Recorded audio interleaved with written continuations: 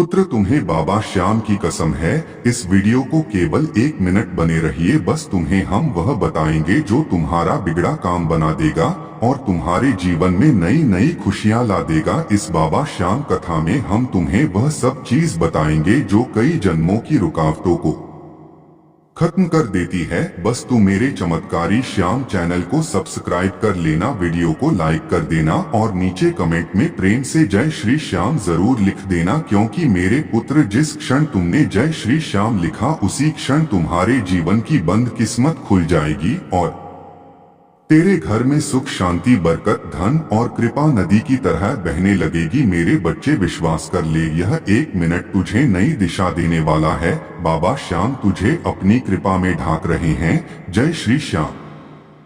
नीलकंठ आकाश के नीचे राजस्थान की उस पावन धरा पर जहां हवा भी भक्ति के रंग से रंगी हुई बहती है, सांबली रेत पर एक प्राचीन सा गांव बसा हुआ था। उस गांव का नाम था हरिपुरा। हरिपुरा छोटा था पर उसका हृदय विशाल था, क्योंकि यहाँ हर घर में एक ही प्रेम पलता था, बाबा श्याम का प्रेम। सुबह की पहली किरण से लेकर रात की अंतिम ज्योति तक हरिपुरा में जय श्री श्याम के स्वर हवा की तरह सहजता से बहते रहते थे। हरिपुरा के बीचों बीच एक छोटा सा गुंबददार मंदिर था।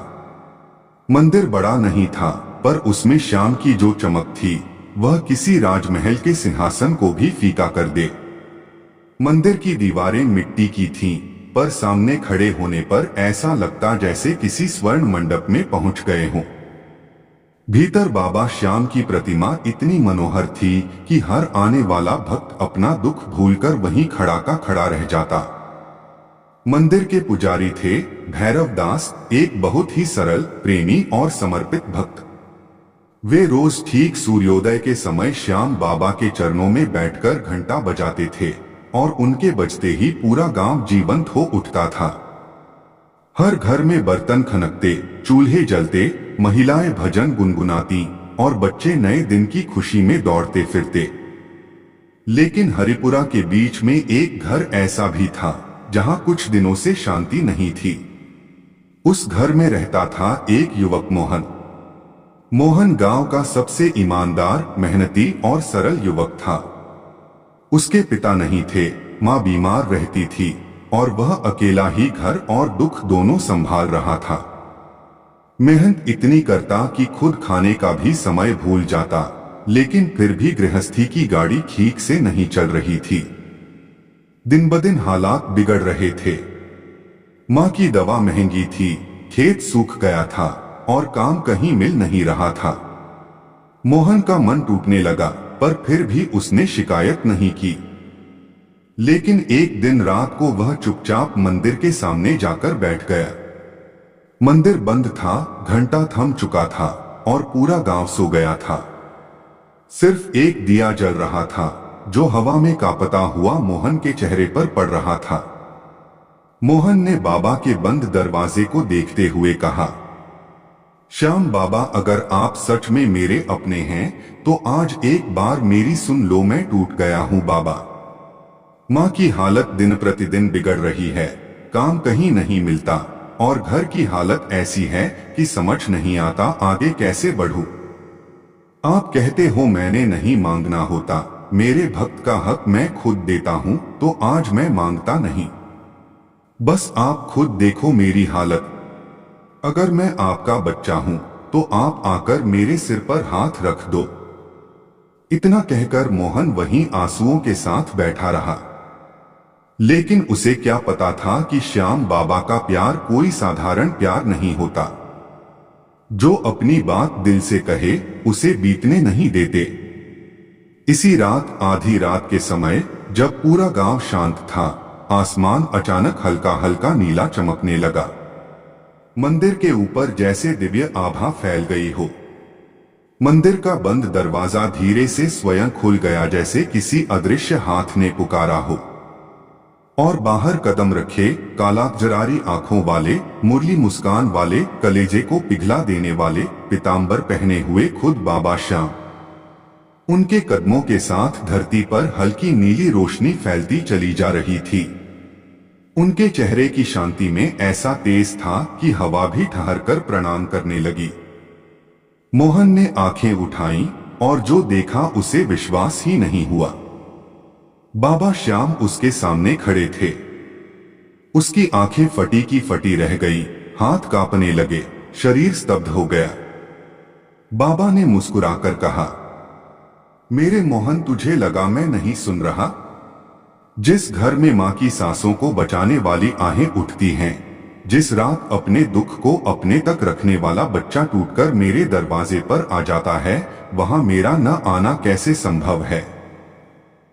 मोहन अपने घुटनों पर गिर गया, रोता हुआ बोला, बाबा, मैं बहुत थक गया हूं। श्याम ने उसके सिर पर हाथ रखा। थक गया है? अच्छा चल, आज तेरी सारी थकान मैं अपने पास ले लेता हूं। अब तू उठ, क्योंकि आज से तेरी किस्मत मैं खुद लिखूंगा। बाबा ने अपनी चरण धूल उठाकर मोहन के माथे पर लगाई। जैसे ही धूल लगाई, मोहन के पूरे शरीर में शक्तियां दौड़ गईं। उसकी आंखों की थकान मिट गई, मन शांत हो गया और दिल में एक अनोखी ऊर्जा भर गई। श्याम बोले, मेरे बच्चे, कल सुबह तू जिस दिशा में पहला कदम रखेगा, वहां तुझे काम मिलेगा, सम्मान मिलेगा और खुशियां मिलेंगी। और तेरी मां, उसकी चिंता छोड़, आज से उसकी दवा मैं हूं।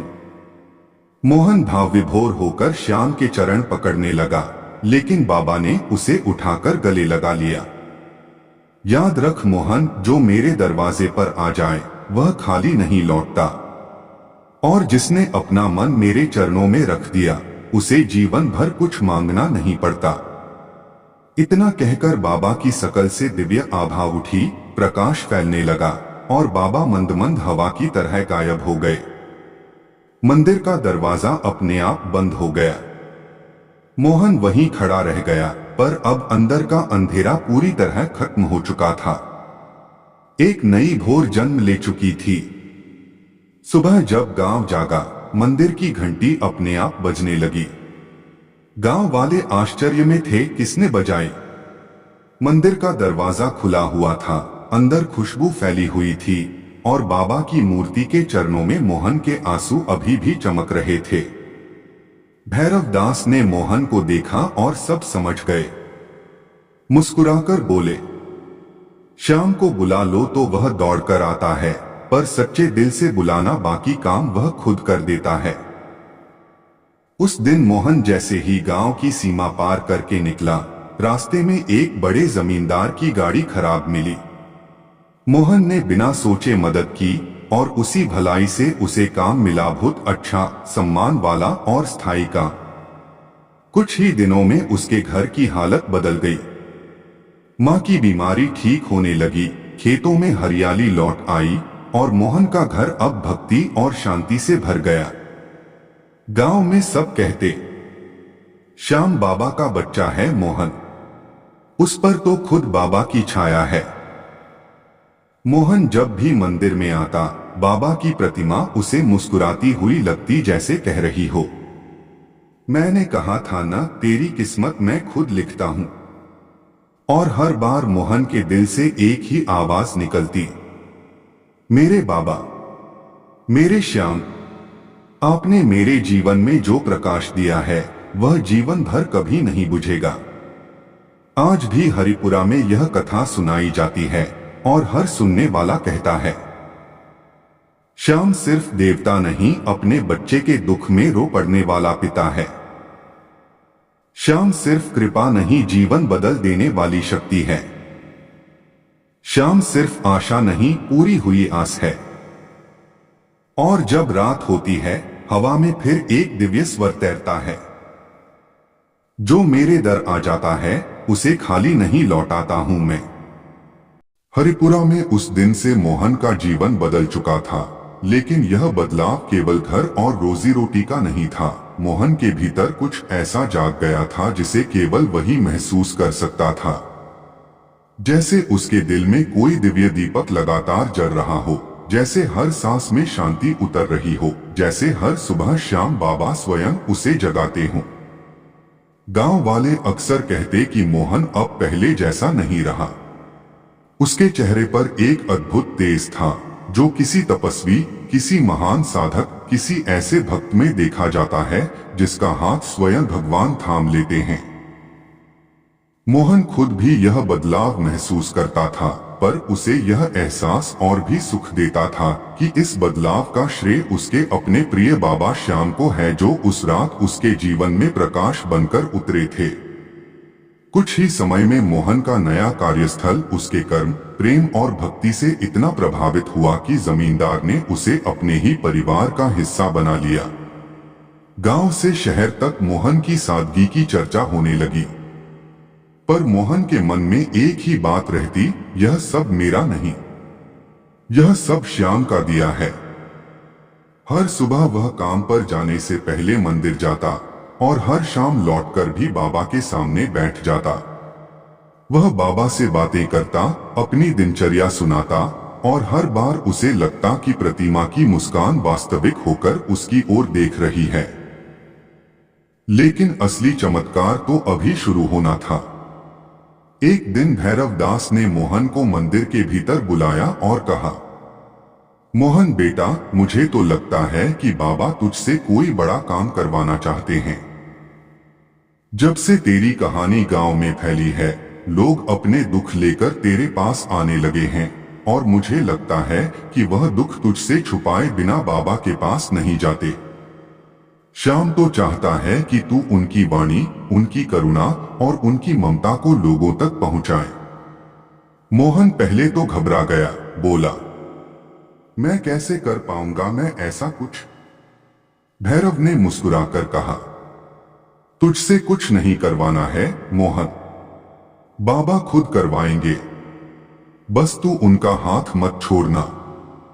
उसी रात मोहन मंदिर की सीढ़ियों पर बैठा था। आसमान में हल्की बादलियां थीं, हवा शीतल थी और मंदिर के दियों की लौ धीमी धीमी नाच रही थी। मोहन ने बाबा की मूर्ति के सामने हाथ जोड़े और धीरे से बोला, बाबा, अगर आप सच में चाहते हैं कि मैं किसी के दुख में साथी बनूं तो मुझे शक्ति दीजिए। मैं तो बस आपका एक छोटा सा बच्चा हूं। आप जो कहेंगे मैं वही करूंगा। मोहन ने इतना ही कहा था कि दिव्य अनुभूति की एक हल्की सी लहर उसके हृदय में दौड़ी। ऐसा लगा जैसे किसी ने उसके कंधे पर हाथ रखा हो। उसकी आंखें बंद हो गईं और उसके भीतर से फुसफुसाती हुई एक आवाज गूंजी, मोहन, तुझे मैंने चुना है। जैसे उस रात तेरे दुख ने मुझे पुकारा था, वैसे बहुत से दिल मुझे पुकारते हैं, पर मैं हर जगह स्वयं नहीं जा सकता। कभी कभी मुझे किसी मोहन की जरूरत पड़ती है जो मेरा हाथ बन जाए, जो मेरा शब्द बन जाए, जो मेरी दया को संसार तक पहुंचाए। मोहन की आंखों से आंसू बह निकले। वह समझ गया कि यह कोई कल्पना नहीं, यह बाबा का संकेत है। उसने हाथ जोड़कर कहा, बाबा, मैं आपका हूं। जहां कहेंगे, जहां बुलाएंगे, मैं जाऊंगा। उस रात मोहन सोया नहीं। वह पूरी रात मंदिर की सीढ़ियों पर बैठा रहा, दिल में एक नया संकल्प, एक नई शक्ति और बाबा का एक नया आदेश लेकर। अगली सुबह एक अद्भुत घटना हुई। गांव के कोने में रहने वाली एक वृद्धा, जिसका नाम सीताबाई था, अपनी टूटी छत और बीमार पोते के लिए मदद मांगती मांगती थक चुकी थी। कोई सुनता नहीं था। वह दुखी होकर मंदिर आई और भैरव दास को अपनी व्यथा सुनाने लगी। संयोग से मोहन भी वहीं था। उसके भीतर जैसे बाबा की आवाज उठी, जा मोहन, मेरे नाम से उसकी मदद कर। मोहन ने उसी क्षण निर्णय कर लिया। किसी से कुछ पूछे बिना उसने अपना काम का आधा वेतन उस वृद्धा को दे दिया, उसके पोते के इलाज की व्यवस्था की और उसके घर की छत बनाने का काम शुरू करवाया। यह घटना गांव में फैल गई। लोग मोहन के बदलते जीवन को देखकर श्रद्धा से भर गए। सब कहते, श्याम का दिया सिर्फ मोहन को नहीं मिला, वह अब पूरे गांव को मिल रहा है। कुछ ही समय बाद पास के गांवों से भी लोग आने लगे। किसी की बीमारी ठीक होने लगी, किसी के कारोबार में बरकत होने लगी, किसी का बिछड़ा हुआ बेटा लौट आया। हर कोई कहता, जब हम मोहन से बात करते हैं तो लगता है जैसे बाबा हमें सुन रहे हों। भैरव दास मोहन से बोले, तो अब मोहन नहीं श्याम का दूत बन गया है। लेकिन मोहन ने विनम्रता से कहा, नहीं दास जी, मैं तो बस बाबा का एक छोटा सा बच्चा हूं। जो कर रहा हूं वह सब वही करवा रहे हैं। लेकिन जैसे जैसे मोहन की प्रसिद्धि बढ़ने लगी, वैसे वैसे कुछ लोगों के मन में ईर्ष्या भी जागने लगी।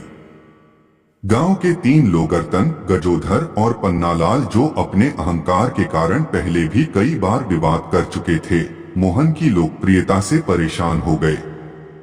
रतन ने एक दिन कहा, यह मोहन क्या है? एक साधारण लड़का, और लोग इसे श्याम बाबा का दूत बना रहे हैं। कुछ तो बात गड़बड़ है। गजोधर बोला, हाँ, और लोग इसके आगे पीछे घूमने लगे हैं। ऐसे कैसे कोई इतना महान बन सकता है? पन्नालाल ने कहा, एक काम करते हैं, इसके बारे में कुछ फैलाते हैं। लोग इसे देवता समझने लगे हैं, अब इसे नीचे गिराना पड़ेगा। ईर्ष्या में डूबकर उन तीनों ने बदनाम करने की साजिश रचनी शुरू कर दी। गांव वालों के बीच गलत बातें फैलाने लगे। मोहन दिखावे के लिए भलाई करता है, इसे घर घर से पैसा मिलता है, यह बाबा का नाम उपयोग करके फायदा उठा रहा है। मोहन को इन बातों का पता चला, पर उसने कोई जवाब नहीं दिया। उसने सिर्फ इतना कहा, जो बाबा देख रहे हैं वही काफी है। लेकिन यह बात बाबा को मंजूर नहीं थी कि उनके मोहन को इस तरह ठेस पहुंचे। रात को जब मोहन मंदिर आया तो उसने बाबा की प्रतिमा की ओर देखा और उसे प्रतीत हुआ कि प्रतिमा का चेहरा गंभीर है। वह बोला, बाबा, क्या मुझसे कोई गलती हुई है? उसी क्षण मंदिर में एक हल्का सा दिव्य झोंका चला। दिया बिना कारण तेज हो उठा और मोहन के मन में एक शांत लेकिन प्रभावशाली आवाज आई, मोहन, तू शांत रह। सत्य को कभी छुपाया नहीं जा सकता। कल सूर्योदय के साथ ही मैं उन तीनों के सामने प्रकट होकर बता दूंगा कि तू मेरा है, और जिसे मैं चुनता हूं उसे कोई नहीं गिरा सकता। अगली सुबह मंदिर में एक चमत्कारी घटना घट गई। गांव वाले जमा थे, तीनों विरोधी भी वहीं थे। मंदिर के भीतर की प्रतिमा के चरणों से अचानक एक नीली चमक निकली और पूरा मंदिर तेज प्रकाश से भर गया। गांव वाले भय से जमीन पर बैठ गए।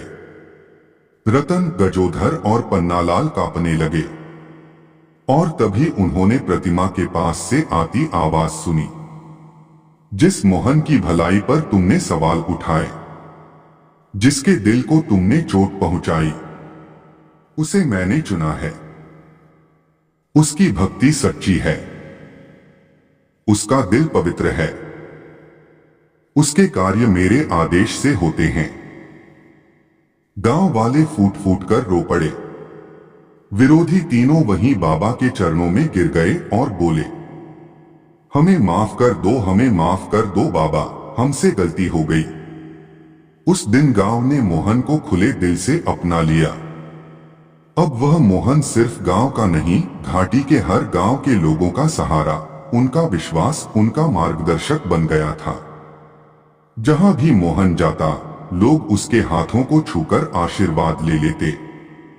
वह जितना लोगों के लिए करता, उतना बाबा उसे लौटाते, भी किसी अनदेखी कृपा के रूप में, कभी किसी नए अवसर के रूप में, कभी किसी अद्भुत शांति के रूप में। समय बीतने लगा और मोहन धीरे धीरे श्रद्धा की नदी बन गया। जो भी उसके पास आता खाली नहीं लौटता, और जब कभी मोहन थक जाता, वह बाबा के सामने बैठ जाता, जहां उसे फिर से वही दिव्य ऊष्मा मिलती, वही आत्मा को छू लेने वाली शक्ति मिलती।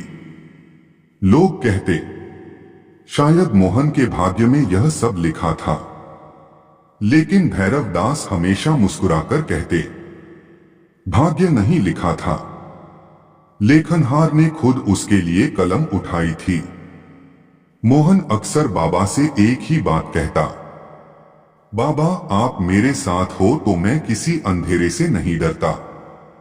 मैं चलूंगा जहां आप कहेंगे, मैं दूंगा जो आप देंगे, और मैं बनूंगा जो आप बनाएंगे।